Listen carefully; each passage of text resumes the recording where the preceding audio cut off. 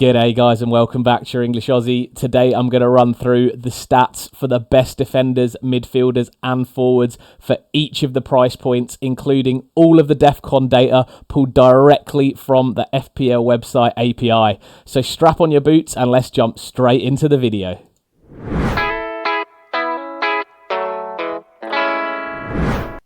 So first up are the 4 to 4.4 million defenders, and right at the top of the list we do have Alderete and Mukiele of Sunderland.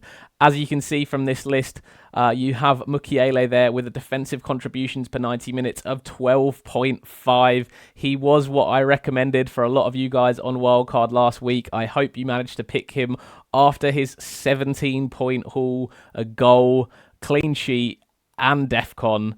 A really great haul for him. I think the Sunderland defence has been looking really nice. The fixtures do start to get a little bit more difficult going forwards from here, but I do think Mukiele and Alderete are two really nice picks for defensive contributions at 12.5 and 9.2 defensive contributions per 90 minutes.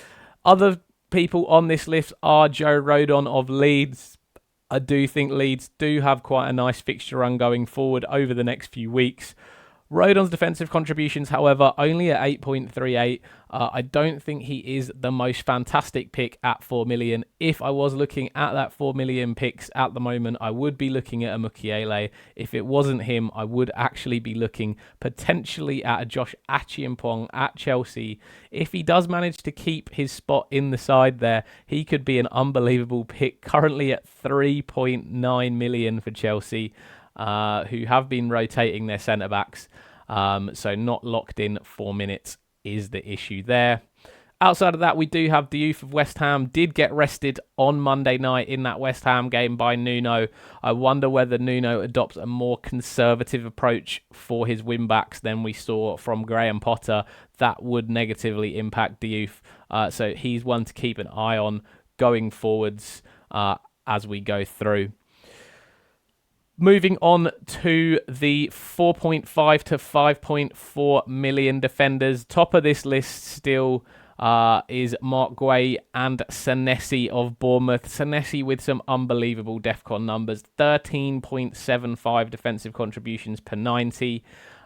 He's also started all 8 games for Bournemouth, so a big sample size there. Definitely a must pick in your side at 5 million.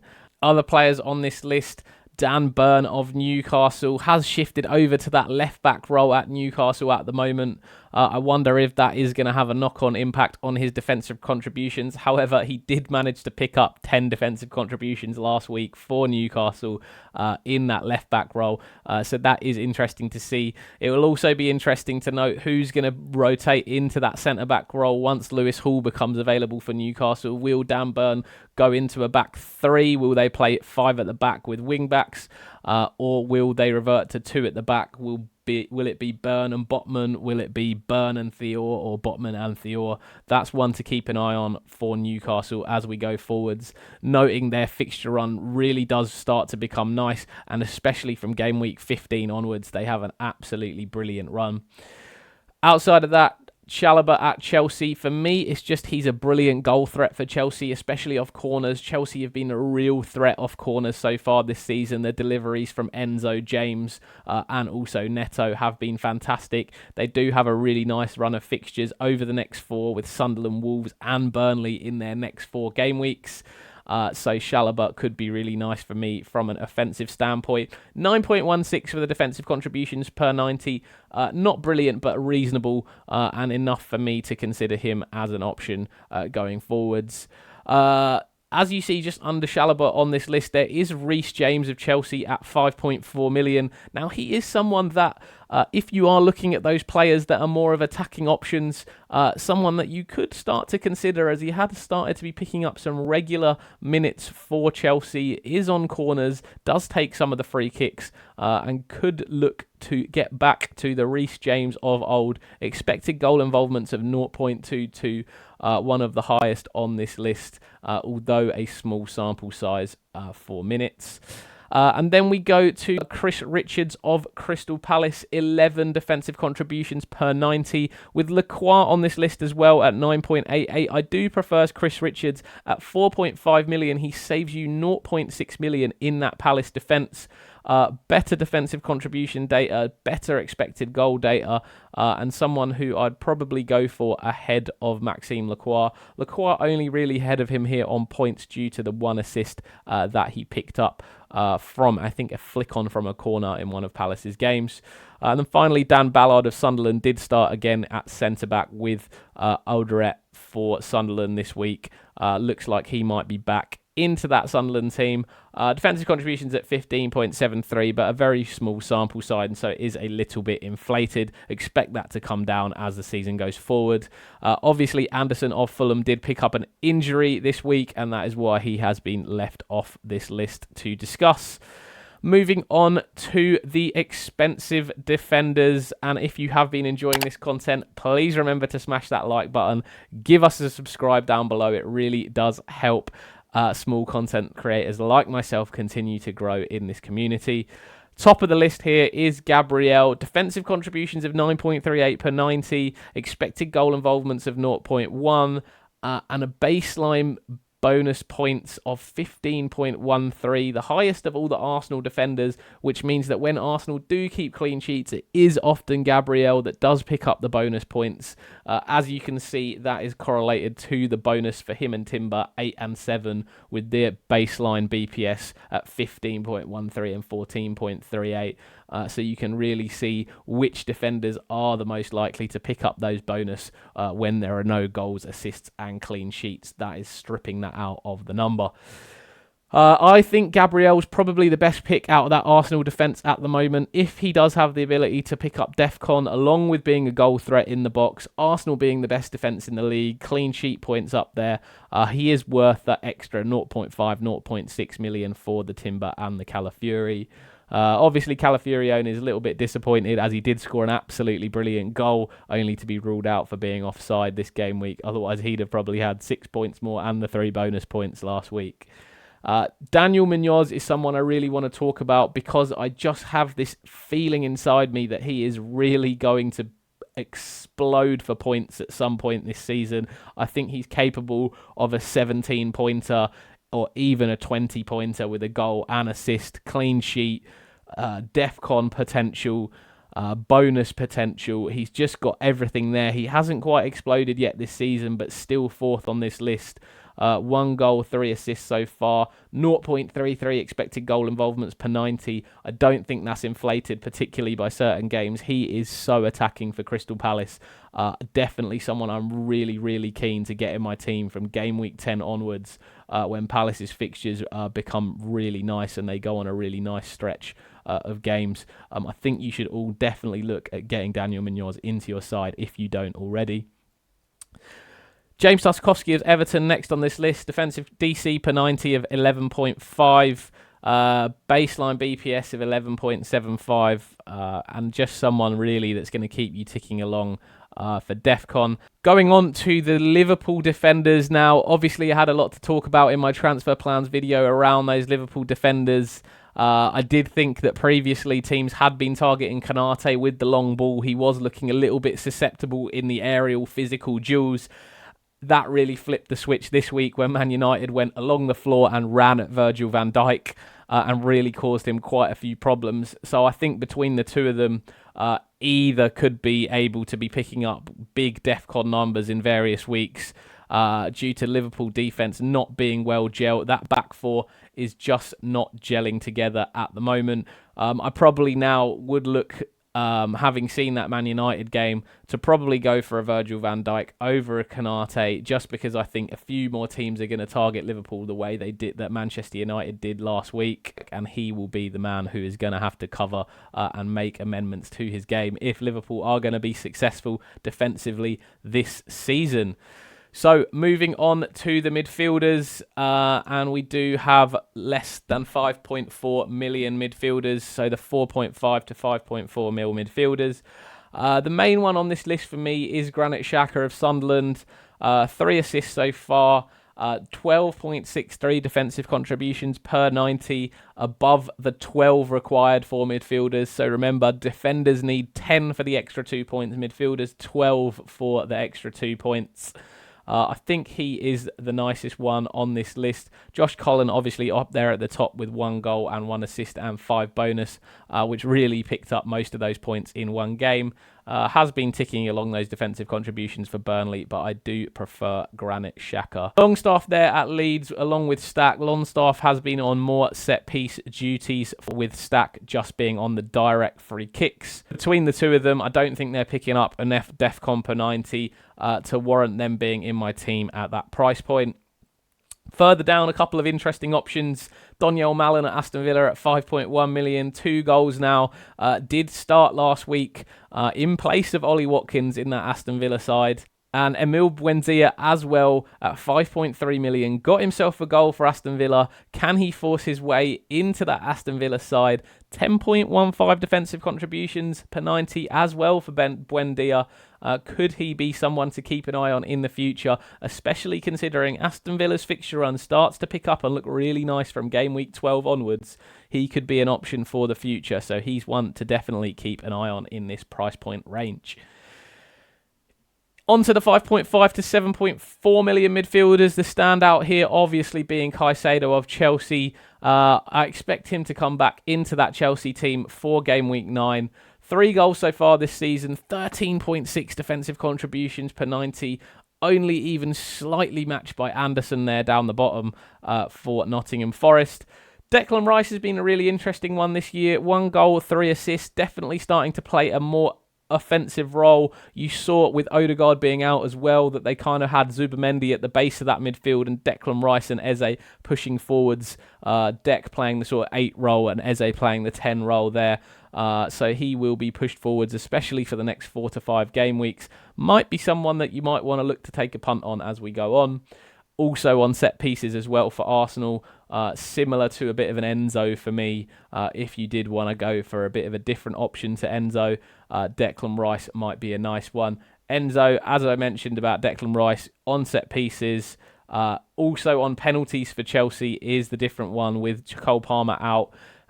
Gets into the box frequently, does have the ability to pick up defensive contributions, although at 6.55 you can see it's not something that happens very frequently. Next up is Iliman Ndiaye of Everton. Now, I really like him as a pick. 0.5 for expected goal involvements per 90, 10.97 for defensive contributions per 90, 3 goals, 1 assist, and on penalties for Everton. Their fixtures do start to look a little bit nicer from game week 10.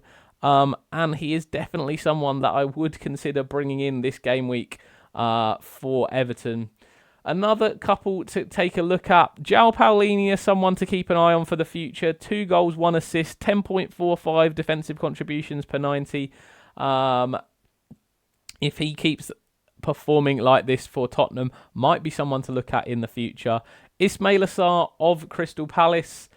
3 goals and 1 assist so far this season. 0.61 expected goal involvements per 90, one of the highest here on the list and the highest for non-penalty expected goal involvements. Crystal Palace looking a really good team so far, and Sarr an option for you, especially if you have not got Mateta up front at the moment. Jack Grealish for Everton, someone that you can consider. 1 goal, 4 assists. More of an assist threat than a goal threat, but is looking to bring those goals into his game. Again, Everton fixtures picking up from game week 10. And finally, Yankuba Minte of Brighton. A really nice pick. 0.43 expected goal involvements. Brighton with an absolutely brilliant fixture run now over the next 5 game weeks, maybe even next 7 game weeks up to game week 15. Looks really nice for them. And one just to keep an eye on at the bottom there, Morgan Rogers. If he can find a little bit of form going forwards, he might be someone to pick up from Villa's game week 12 onwards. So moving on to the attacking midfielders, and just a quick reminder for all of you, if you've been enjoying this content, please smash that like button, subscribe down below to the channel. turn your notifications on, and hopefully you can continue to see this good content if you are enjoying. If you're on mobile, give us a hype. There is a new hype button now on YouTube for mobile users. Smash that hype button if you can, if you want to help out this video. So on this list, we've got Antoine Semenyo at the top. Clearly the best option of all midfielders. He is a must-own for anybody at the moment in FPL. Next up, Cody Gakpo on the list. I think he's quite an interesting option. Liverpool fixtures pick up from game week 9 and start to look really nice. 3 goals, 2 assists so far this season in a Liverpool team that has been struggling offensively. If Liverpool can find their form and their shooting boots offensively, Gakpo is going to be a really nice pick at 7.5 million. I think he's a really key player in that Liverpool side, especially on that left-hand side. He brings something that no one else has in that sort of physical presence that can drop into the midfield 3 and help out. No one else really on that left-hand side can do the same things that Cody Gakpo does there. And I think he is actually quite a nice option at 7.5 million. Next up, Bruno Fernandes, someone that I've spoken about that I'm considering bringing into my side this game week. Really good baseline BPS at 15.63, 10.39 defensive contributions per 90. You can see he's obviously picked up 8 bonus due to that great baseline BPS. 0.67 expected goals per 90. Expected goal involvements per 90, that is a little bit inflated due to his penalties, but 2 goals and 1 assist so far from this season, 2 missed penalties as well. Would we be speaking differently about him if he had pocketed those 2 penalties? He'd be up at around 50 points and maybe the second best pick so far this season. Definitely someone that you should be considering, especially with Man United's nice fixture run coming up.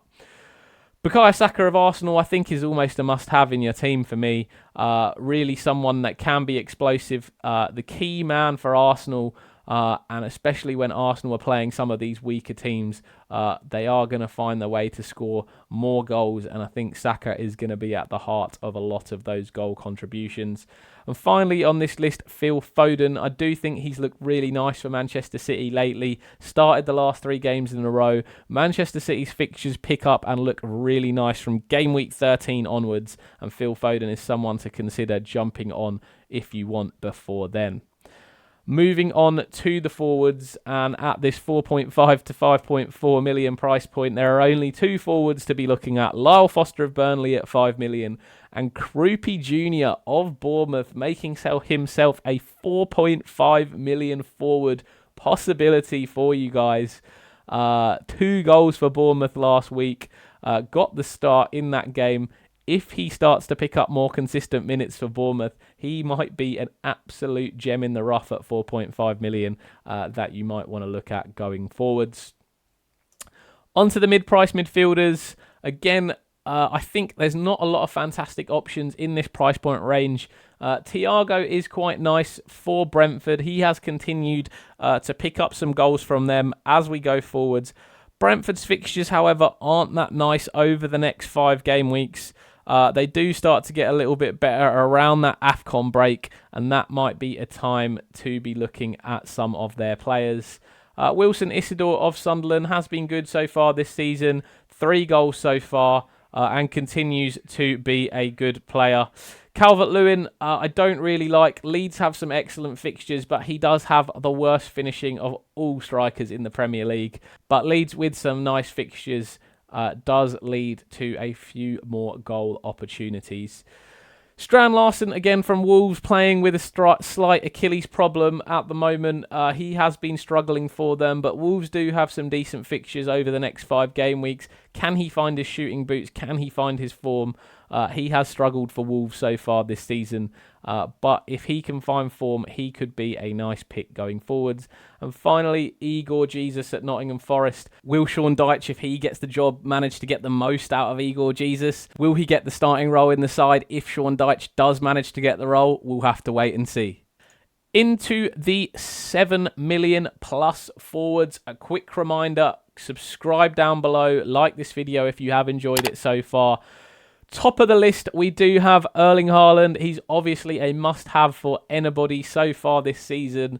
These is the most points he's ever had in game week 8. And if you remember the start he had to the Premier League, that is really an exceptional stat for big Erling Haaland. Must have in your team. I would be having him if you're on a wild card, or if you need to pull apart your team, you pull it apart to get Haaland in at this moment. Couple of other guys to consider here. João Pedro, Chelsea fixtures look really nice. I do prefer him in the 10 role than the 9. He has struggled of late. Obviously, the fixtures are nice, but I think there are some nicer options in that offence that you could look at. Jean-Philippe Mateta is one of them. Obviously, the hat-trick last week for Crystal Palace. He does have some good expected goal involvements outside of that 3.6 expected goal involvements last week that he had for Palace, which is obviously inflating his figures a little bit. But he has been around that 0.456 every game for Palace, who have looked really nice going forwards. From game week 10, they look brilliant. Mateta is definitely someone that I would consider bringing into my side. An old big Walter Marder of Newcastle, another goal last week. Newcastle with some nice fixtures going forwards. He's definitely a nice option if you are looking for a second striker, or even if you're on 3 strikers, a third striker in that team. I don't like the look of Gyökeres. I wouldn't have him in my team. Ekitike's look brilliant. Liverpool's best attacker by far, but the rotation is the real problem. Jared Bowen at West Ham obviously just have been struggling to create chances. Outside of that, he's obviously a fantastic option if they could look a bit more strong offensively.